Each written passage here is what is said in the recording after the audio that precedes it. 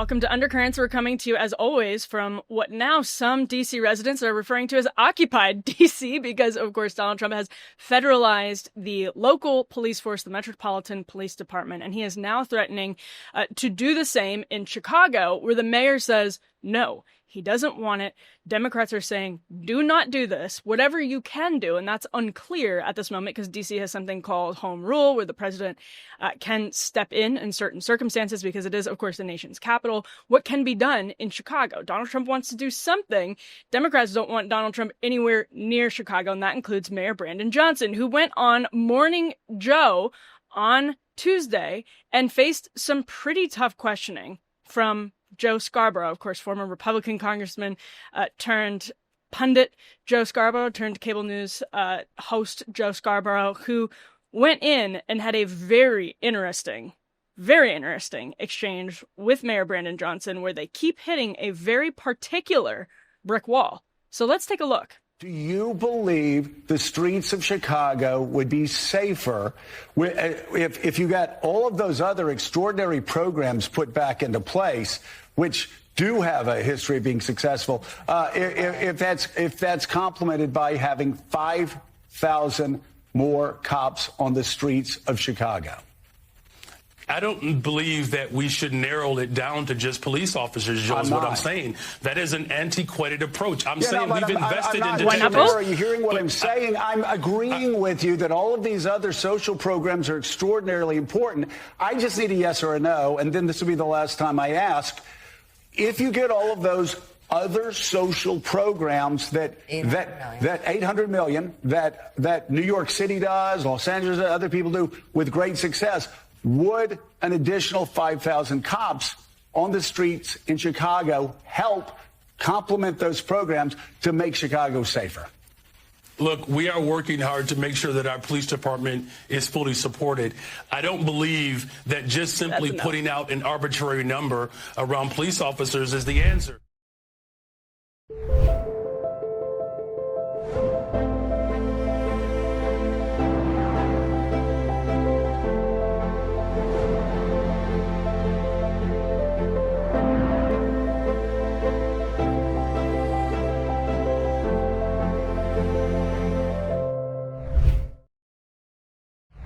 There you go. So Mayor Brandon Johnson, earlier in the interview with Joe Scarborough and Scarborough's wife, Mika Brzezinski, who was, I thought, sort of fascinatingly tugging at Joe's sleeve during parts of those exchanges and making a very knowing face, as though she was aware of what was about to happen as the interview turned more and more contentious.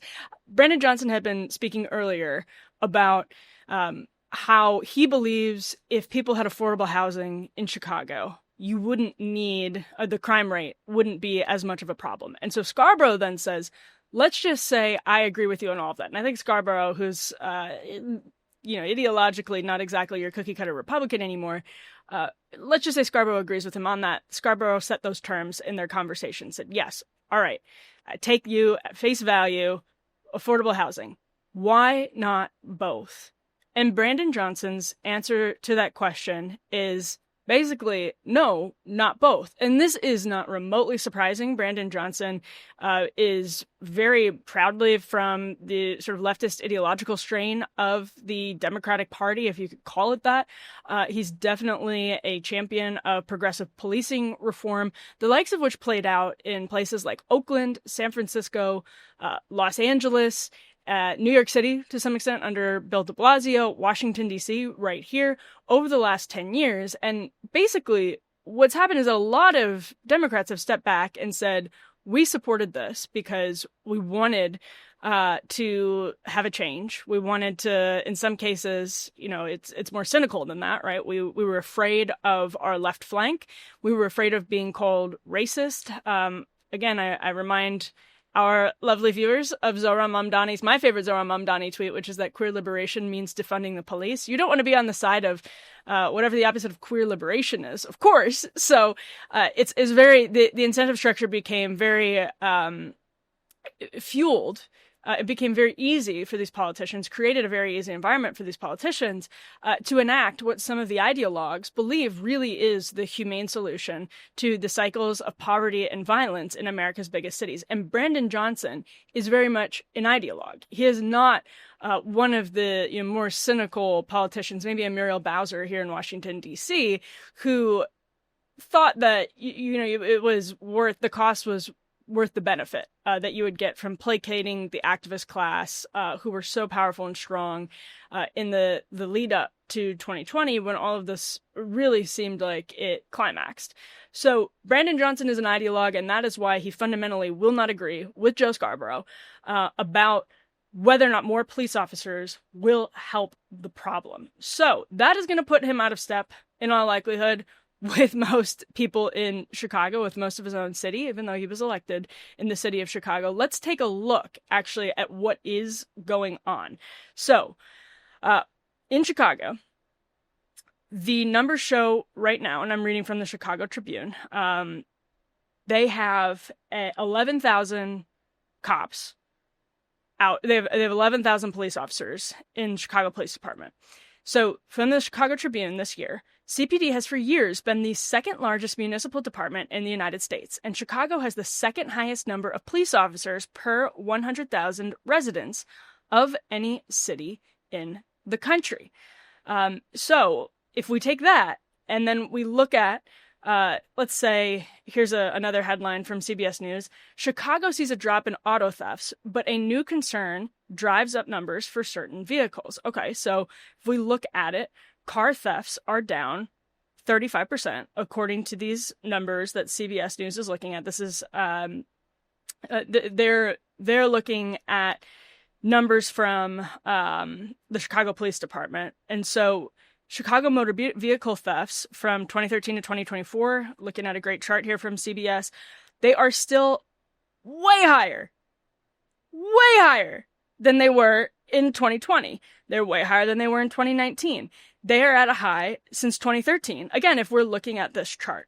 Now, the headline is suggesting this has something to do with Kia and Hyundai and the trends related to people figuring out easy ways to steal those cars. But what I'm trying to do here is create a picture of, okay, so Chicago has a lot of cops, but so if relative to the rest of cities in the country, yep, Chicago has a lot of cops. But actually, 11,000 sworn police officers right now. That is a decline. So it puts Chicago at one of the top in the country. Actually, still a decline from what Chicago used to have. So 5 years ago, again, this is from the Chicago Tribune, when those vehicle thefts were much lower, for example. 5 years ago, according to the Chicago Tribune, CPD boasted nearly 13,200 sworn members. So they've declined significantly pre-COVID, from the pre-COVID benchmark. Think about that. So Brandon Johnson saying more cops won't solve the problem. Let's look then at things like the murder rate, because that's very important as well. That's one of the things that the Trump administration is talking about. So the Trump administration put out a press release just yesterday saying, yes, Chicago has a crime problem, just ask its residents, and released a fact list on Chicago's crime problem. So the White House says for 13 consecutive years, Chicago has had the most murders of any city. So if I check this, if I check the source on this, yes, that does pan out. It has been declining. Chicago's murder rate has been declining. That's important. That means there are people who are still walking around in Chicago or walking around on the face of this earth who are still here because the crime rate or the murder rate went down. And I think that's an important thing. Obviously, we don't want to gloss over it. There are some there's some people who believe there's funny business with the numbers in Chicago. Definitely there are allegations of that here in DC, and I'm sure DC is not alone. But the evidence does suggest that the homicide rate has dipped in this year. I'm reading right now from the Council on Criminal Justice. So that's some good news on that front. But it does check out, and this gets to the question of whether Trump is able to justify an emergency. It does check out that Chicago has, to the White House's point, Chicago has still a really serious and significant problem with crime, a serious and significant problem with their murder rate in particular. That's not a joke, and that's not something to just overlook. And I think that's one of my frustrations about the conversation since Donald Trump federalized the police department in D.C., is people saying, well, it's not an emergency. The numbers are dipping. If the numbers are real, let's just say the numbers are real, that's still insane. Our cities, we have become accustomed to and numb to an extreme level of violence and poverty in particular places of our cities. Now, of course, it touches every corner of many major cities, just about. There are places that are largely insulated from the crime, and there are places that are not at all insulated from the crime. But when you have high crime, it affects everyone. And it does. I mean, just as Trump made his announcement about federalizing D.C., not that far from the White House, somebody was shot within hours. So it touches every part of every major city, but it is particularly acute for the people who live in Ward 8, Ward 7 in Washington, D.C., and in different neighborhoods. You feel it more than you feel in other neighborhoods. And Chicago is absolutely one of those cities. It doesn't mean that things are acceptable on Michigan Avenue and that everything is the same as it was before COVID on Michigan Avenue, where you want tourism to be bustling. I'm from Milwaukee. I'm not from Chicago. And I know people sometimes get irritated because I take jabs at the Chicago Cubs. But Chicago is a place where, for example, people from Wisconsin go and act as tourists, go spend their money, just as the lovely people from Northern Illinois spend their money in Wisconsin. It's a wonderfully mutually beneficial relationship. But I can tell you, I've heard from people who will not go back down to shop in Chicago around the holidays. It's a fun thing many families do, is go look at the Christmas decorations in Chicago. Won't do it post-COVID because people say it is just not the same, and they're not comfortable with it. So, all that said, the numbers here on certain things, if you're looking at whether or not your car is going to be, whether or not your car is going to be stolen, yeah, that instinct is correct, that in Chicago, you're likely to have a worse problem with your car, or a higher likelihood of having an issue with your car since COVID. Now, the White House goes on, let's keep taking their list here. For 7 consecutive years, Chicago's had the highest murder rate among U.S. cities with more than 1 million people. That links to the Rochester Institute of Technology. And yeah, that does pan out. Unfortunately, that does pan out. So that's 2024. The number of homicides was 573. Now, 2024, that says, was an increase, actually over the 2023 rate, which was 499. So these numbers are not even. And I am curious to see if there's an investigation into what's going on with the numbers. But again, let me just keep going down the list. So if violent crime is dipping in Chicago overall, since COVID, wonderful. I'm happy to hear it if those numbers are accurate. But some of the stuff is spotty. And it's not reflected in the overall violent crime rate. But if you look at, for example, this is another headline. This is from the local PBS affiliate. Number of unhoused Chicagoans dropped 60%, but remains at an all-time high.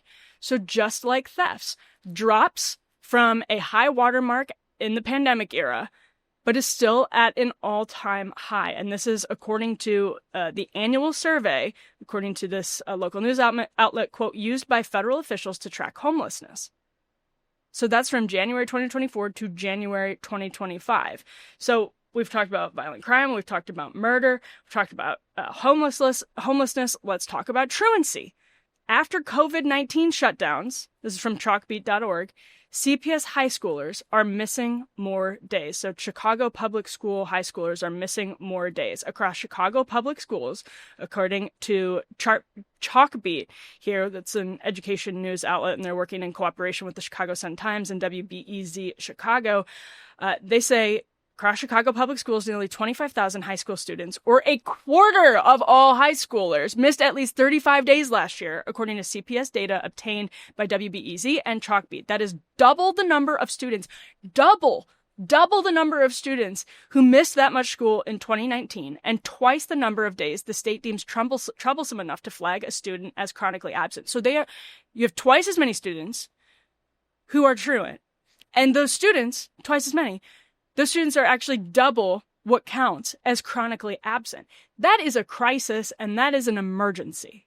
That is a crisis, and that is an emergency. It's a similar story here in Washington, D.C., and I'm sure it's similar in cities that aren't just Chicago and Washington, D.C.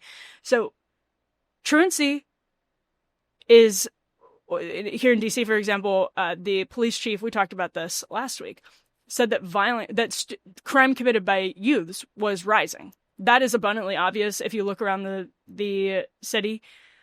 Truancy in Chicago obviously is going to contribute to young people entering this cycle of violence, violence and incarceration that continues immiserating these cities. And here is where I'm sympathetic to what Brandon Johnson is saying.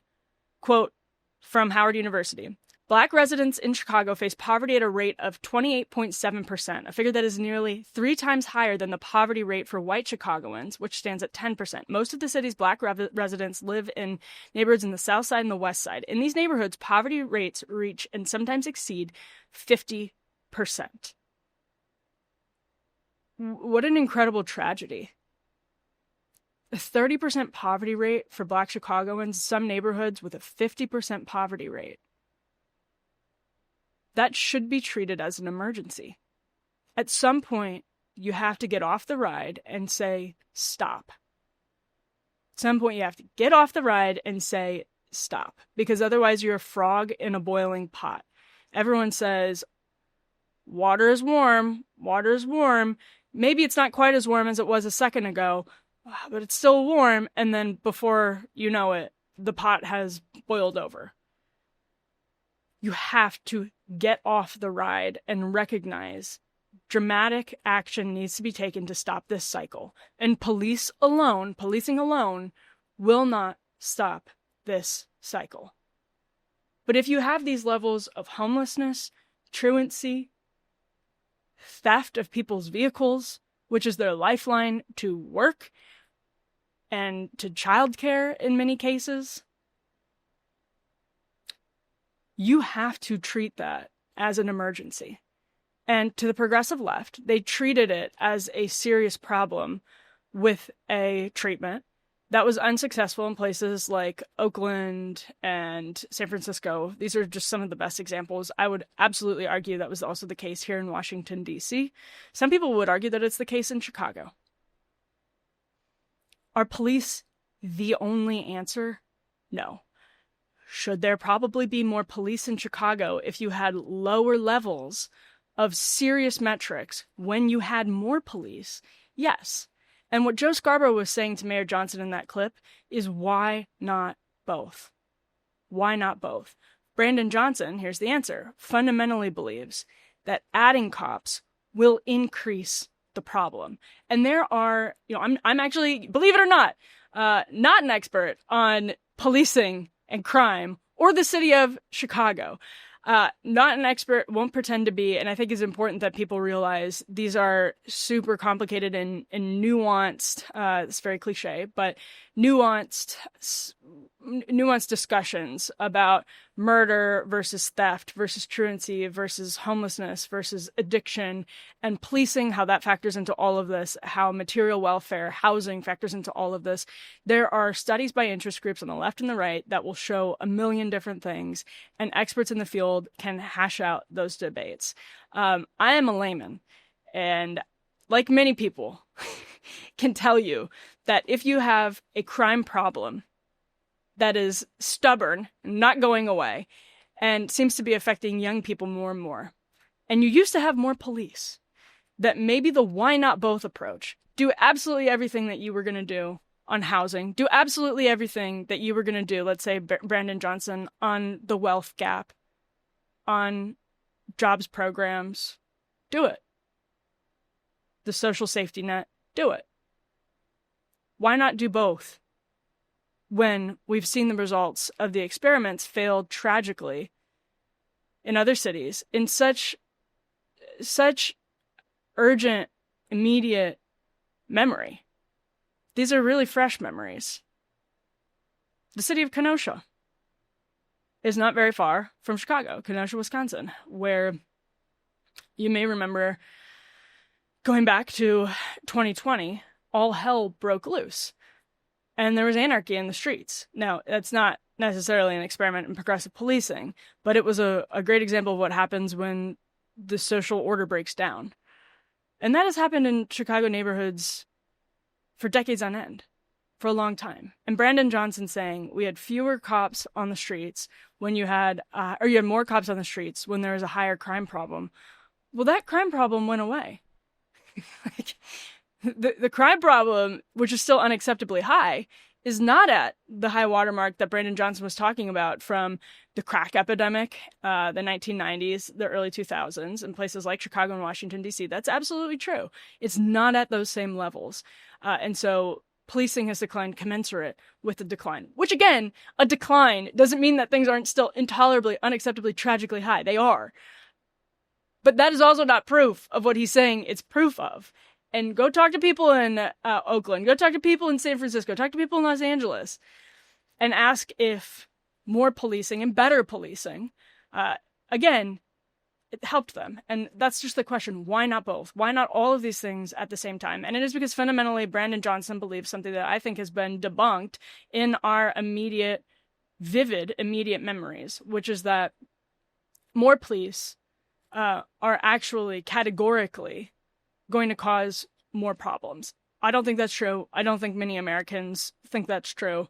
And I think it's just a matter of common sense. Now, of course, there are details, downstream details that you can hash out, how housing plays into all of this, how the social safety net plays into all of this. By all means, have those conversations. But Chicago is in a state of emergency. The politics of this... Well, the politics of this for Trump, is he setting a trap for Democrats? Yes, absolutely, because they end up looking like they're against all law enforcement, even though most of the country is probably also against sending armed members of the military into American cities. That one's probably closer. There's polling is kind of all over the map so far, but I bet that one's probably more like half and half. Even so, many people can disagree with Trump and say, well, okay, Brandon Johnson, don't go on cable news and say you don't even want more police officers. You wouldn't even take a grant. Joe Scarborough was asking him if they gave you the money, if it wasn't even a zero-sum question, if you got a federal grant to hire more cops, would you do it? And he still said no. And that is fundamentally because of this ideological impasse that Brandon Johnson is at with the rest of the country, most of the rest of the country, except for people who are in that far left flank. So I think the right gets a lot of things wrong about policing. I'm sort of have a libertarian streak when it comes to policing, and I get that. But this is going to be, for Democrats, a moment where they can rise to the occasion. And I think we saw Muriel Bowser. I think she kind of wants to do that here in Washington, D.C. D.C. leadership kind of wants to do that, but they also are under such pressure from people on the far left in D.C. that they're trying to have it both ways. But at first, Bowser was very cooperative with the Trump administration.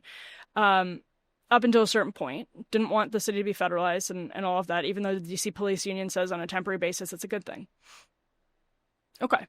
So, all that said, this is a moment for Democrats to prove that they have a viable alternative that is not London breeds San Francisco or Chesapeake's city.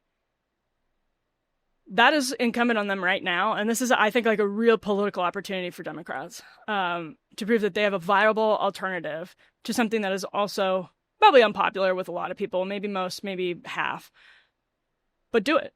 And that could be a chance for them to turn a corner because they run these cities, by and large. Democrats run these deep blue cities that have serious emergency level, even if they've declined, crime levels, truancy, homelessness, all of that as well.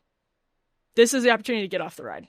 So thank you for tuning in to Undercurrents today. As a reminder, you can subscribe to the full premium version of the show over at undercurrents.tv, undercurrents.tv. Make sure to subscribe on YouTube, wherever you download your podcasts. It helps us so much. Thank you for watching, and we'll be back with more soon.